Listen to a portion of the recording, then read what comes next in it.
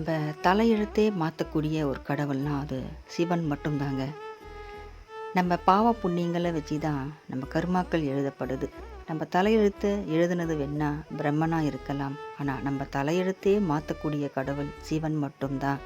அந்த காலத்துல எல்லாம் கடுமையான தவம் இருந்து தான் சிவன் கிட்ட வரத்தை வாங்கினாங்க. இந்த காலத்தில் நம்ம கடுமையான தவம் எதுவுமே இருக்க வேண்டிய அவசியம் இல்லை.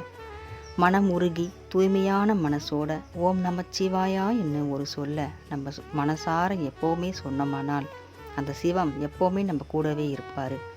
நமக்கு வர கர்ம வினைகளை எல்லாம் அவர் மாற்றுவார். நம்ம மனசு தூய்மையாக தூய்மையாக நம்முடைய வாழ்க்கையும் தூய்மையாகும்.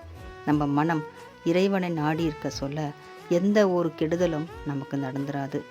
நமக்கு குழந்தை குட்டிகள் நாளைக்கு பிறந்திருந்தாலும் அவங்களுக்கு அந்த பாவங்கள் சேராமல் தடுத்து